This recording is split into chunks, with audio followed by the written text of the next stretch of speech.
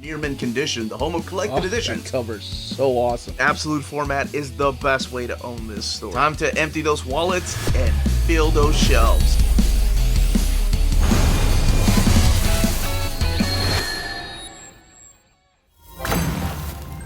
How's it going, all you minties? Uncanny Omar here from Near Mint Condition, the home of collected editions.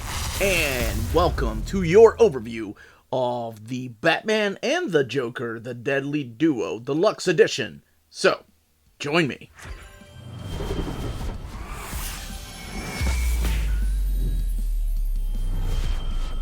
My favorite comic book artist of all time, writing and drawing Batman. I have been waiting to read this since I heard about it. Oh my gosh, I think 7 years ago or so, Silvestri started hinting at writing Batman one day. And then, 2017, 2018, they announced it at San Diego Comic-Con. Of course, there's been some delays, but now I finally got a chance to read it. So I'll talk a little bit about the story and the premise without going into spoilers. But let's take a look at this amazing cover. Now you have the Joker there with Harley Quinn to his right. You have this hooded...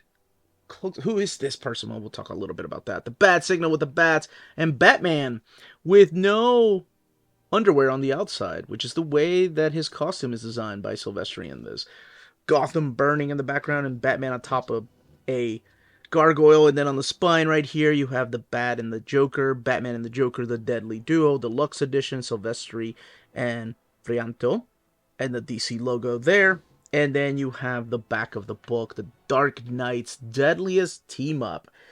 And this being part of the Black Label line, so it is 17 plus, it's what it's rated. The retail price of the book is $29.99, and it is a deluxe edition. And so what that means, in case you're not familiar with the different formats of hardcovers or standard size hardcovers, this is in oversized format. So it's the size of an omnibus. Of course, not as thick, but definitely bigger than your trade paperbacks. Now, the only two people that are giving the credit here on the cover are Marc Silvestri and Arif Prianto. Prianto is the one that does the colors, while Marc Silvestri is, of course, writing the story and penciling and inking. There's the DC Black Label line, but like I said in the past, they're just using the DC logo. Now, this does have a dust jacket. Some of them don't, like the Long Halloween books. And this is what the flaps look like right here. Marc Silvestri, Arif Prianto, and then Troy Petiti. And these pencil drawings of the Joker right here. The spine looking identical to the spine of the dust jacket. And then this amazing, oh my gosh, pencil drawing by Marc Silvestri of Batman. So what I'm going to do is crack the book open, talk about the story that's collected in here, giving you the premise, mainly talking about the first issue, showcasing some of the artwork, and kind of giving you an idea of what the story is about without going into any really big spoilers, because there are some twists in here and I want people to be surprised. So let's go ahead and crack it open and check out the artwork, and we'll talk about the build as well. Alright, let's go ahead and get this book opened. I love the end sheets here at the beginning, this beautiful spread page from issue number 1. So this does collect Batman and the Joker, the Deadly Duo, issues 1 through 7, and it is complete. There's nothing after this. Well, maybe one day, because it is left a little bit open. Here are all the credits. So you have story and art by Marc Silvestri, Arif Prianto doing the colors, Troy Petiti doing the lettering. The series and collection cover artists are Marc Silvestri and Arif Prianto. Special thanks to not only Matt Hawkins, but Bridget Silvestri, who is Marc Silvestri's wife. And then, of course, Batman, created by Bill Finger and Bob Kane. And we kick it off with the textless cover of issue number 1. Now, this being a Black Label book, I will go ahead and say that it's not to be taken into continuity. You're going to be seeing characters here that are not in part of Batman continuity in the comics right now. But honestly, some of the Black Label books, like some of the Tom King books, DC claims are part of DC continuity. So really, I think it depends on how popular a book is. I'm really curious what they do with something like Batman 3 Jokers and something like this, where it's kind of left open. So we see Harley Quinn at the bottom of this chasm, where she is just being kidnapped. She's feeding a rat, and this person that has kidnapped her is asking her, "Do you think he'll come and get you?" By the way, they're variant covers on the opposite page of each, or opposite side rather, of each of the standard edition covers. "Do you think he'll come and save you?" And she's like, "Yeah, he's gonna come and save me and kill you." So then we see a crime scene. We're here with Harvey Bullock and Batman. They're both investigating this crime scene where somebody has been dismembered. However, the head is missing. And I just want you to just fall in love with the way that Silvestri draws Gotham, because it is, to me, perfection. Batman is like, okay, you think it's the Joker. However, this guy was part of a SWAT team that got killed, so he hit the Joker in the head, or somebody pretending to be the Joker, because the Joker's powerful, but he's not that powerful. He wouldn't survive a bullet to the head. Something else is going on. I don't think this is the Joker. And of course, much in the fashion of Batman, he goes away as Harvey's talking. And he flies like this. This is what you saw. It's a zoom in right here, so you can see all the details and the cross hatching. But this is the actual panel right here where one of the detectives, his toupee flies away. And there's a little bit of humor about Batman too, the way that Silvestri writes him. He says, "Dick often points out that I lack a sense of humor," but he did that on purpose. So then we see Catwoman. She feels like a storm is coming. I love the way that the bat signal is showing up here. It's not perfect, it's just kind of a scribbled mess, but I love that. It just shows how dark and foggy a place like Gotham can be. Here we have the Batmobile for this particular story, and chapter 1, The Enemy of My Enemy. So this is where things get interesting. When Batman feels like it's not the Joker, somebody else is pretending to be the Joker, or something else is out there, and he does find that something else, and it is this hooded creature, and he is carrying the decapitated head of the person that was killed at the very beginning. So Batman, of course, goes out and tries to capture him, subdue him, but no, this thing is a beast. It's got some kind of superpower. It's got the DNA of the Joker for sure, and how they got the DNA, well, that comes into play later on. Again, Batman like this without the underwear on the outside. I kind of dig it. It's kind of awesome. And the black bat signal right there. Look at that freaking rib on top of rib. SWAT team comes in and tells Batman to stand down, and the hooded person gets away.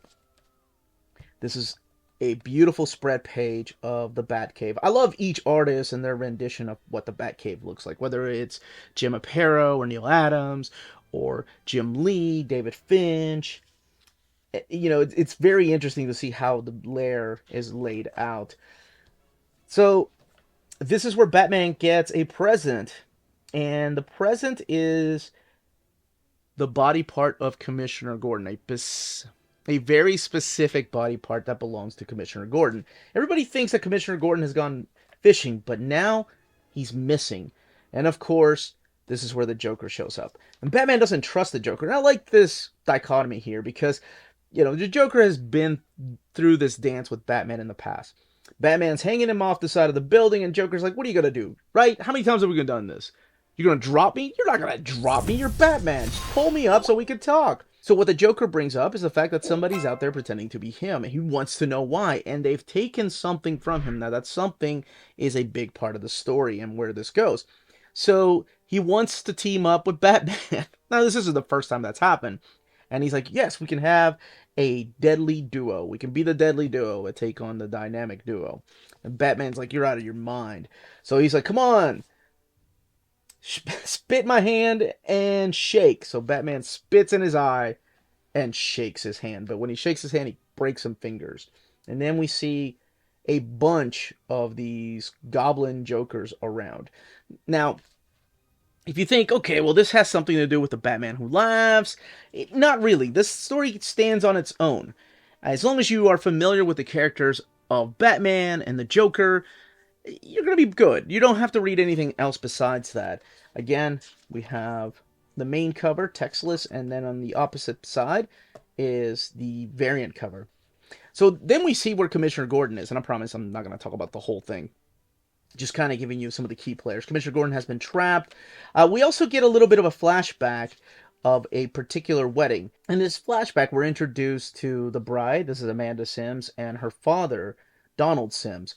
And his company plays a big part in this story. This is a flashback. See, Harley Quinn's wearing her classic outfit, where the Joker interrupts the wedding, and something tragic happens here that leads you to believe that maybe the company is involved, and that's how the Jokers are coming about, or these band of goblins, these dark Jokers. And that's all I will say about this particular story. Mainly, I wanted to showcase this beautiful, freaking amazing artwork from my favorite comic book artist of all time. And kind of give you an idea of what the story is about without going too much into spoilers, because there are some twists and turns. As a matter of fact, the ending, if you've read it, you know what I'm talking about here, that it's left open as maybe somebody else can use these particular characters in other stories, or maybe Marc Silvestri would like to come back and visit these particular characters that he left with the almost like a cliffhanging ending. But I will say the title Deadly Duo, don't think it's the Joker and Batman teaming up the whole time. There are some twists and turns, and the title could mean something else the more you get into the stories. There's only 7 issues. And as far as the stories, and then we'll look at the extra, it surprised me how well this was done. Marc Silvestri really stepped up. I always worry about when an artist wants to write a book, and it's happened. You know, many of the comic book artists over time have written stories, and sometimes you're let down, and other times you're like, wow, that guy should have been a writer the entire time. This stuff is amazing. But Silvestri really stepped up. It was great. I've only seen him co-write stories like in Cyberforce or in Witchblade or Darkness. So this was the first time I actually saw him write a full script. I think it was his brother that did the Cyberforce script while he was doing the plot. So he's not only doing the plot, he's doing the actual script here too. And it works, and I like the way that he handles Batman. I mean, yeah, sure, there's a couple of cringy jokes in here, but who doesn't do that these days? It's true to the character of him. It's really the character of the Joker that they're teaming up, quote unquote. I like all these little gadgets that he has. They're just ridiculous and over the top of how far ahead Batman plans. Let's take a look at the extras. So the back matter is filled with the variant covers, but not all of them, because you saw some on the opposite side of the standard edition covers. This is really interesting. This is by Francesco Mattina. This is the actual variant cover. This was exclusive, maybe to a comic book store, maybe to a convention, but it's a different pose for the Joker. Harley Quinn. I will say Silvestri's Harley Quinn, sorry to keep going back and forth, kind of reminds me of Margot Robbie a little bit, even though I know Silvestri does his own thing. But it kind of reminds me a little bit of Margot Robbie, and I can't show the exact panels because they happen towards the end. Here we have some Kelly Jones art, Jim Lee doing a variant cover. All kinds of different artists. There's a Mignola piece in here too. And that one there is Will Spertasio. It's an awesome cover. Gary Frank, Bill Sienkiewicz. That's what I was waiting for. This is by John McCrae. Oh, the guy that did Hitman. Cannot wait for that omnibus. Gillen March, Simon Beasley. There's the Mignola piece. I remember seeing that one at the comic store, and I came so close to buying it. Just because I knew that Silvestri was drawing it. Here are inked pages by Silvestri. So internal artwork without the lettering or the colors. Again, take a look at the amazing detail right here in the Batcave. Damn. Just such an amazing artist. And I'm not going to go through any pages that have spoilers, promise. We saw the wedding, but just so you can appreciate the amount of detail. Like, I love an oversized version of this. Maybe a noir version in absolute format. That would be awesome. The spread page right here. Catwoman and Nightwing showing up. A fight between Batman and the Joker. And then we get the afterword by Marc Silvestri talking about when this all started in 2014. It's almost 9 years ago. And then when it came to writing the comic, and then talking about the plot and drawing the comic here. And then it was a team effort. Speaking of team and team effort, and we'll talk about this while I look at the binding. The book has 208 pages, and it is glued binding. It is printed in this glossy paper. It's not super glossy, but it does have a glossy finish to it, and it is thick. There's just a little bit of bleed through happening on light pages, but oh my gosh, we're talking about Gotham City and a Batman story. Most of the stuff just happens at nighttime. So what I was going to say is that, speaking of team, I'm sure Silvestri fought against his will to use every Batman villain in his rogue gallery. I mean, to go and write a Batman story and just use the Joker and Harley Quinn, of course, and then introducing some new villains. But that's crazy. I always think of like people like Jim Lee or Andy Kubert who come in and do Batman, and they get to draw just about like most of his rogue gallery. Silvestri just stuck to using a small handful of characters, because you have Batman, you have Commissioner Gordon, you have the Joker, Nightwing and Catwoman play a part, and there's a couple little cameos, but nothing big. I mean, it's not like this is a huge team up between Joker and Two-Face and Killer Croc and Ra's al Ghul, nothing like that. So I thought that was really cool that he only used a handful of characters. And again, his cross-hatching, his amazing compositions and layouts and character designs and vehicle designs, and the city just coming to life, almost being like a huge, like another character in the story. Surprisingly, the story really solid too. So if you read it, let me know in the comments what you thought. But that, as they say, is that.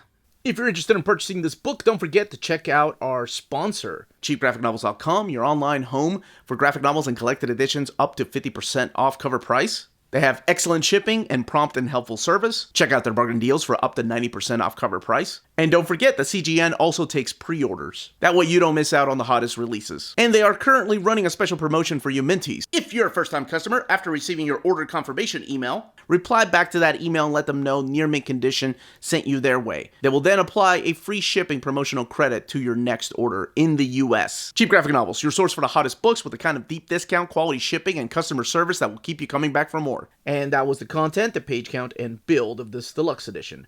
Let me know in the comments down below if you plan on picking it up, if you already have it in single issues, if you're hoping that they'll release it in some kind of absolute format one day.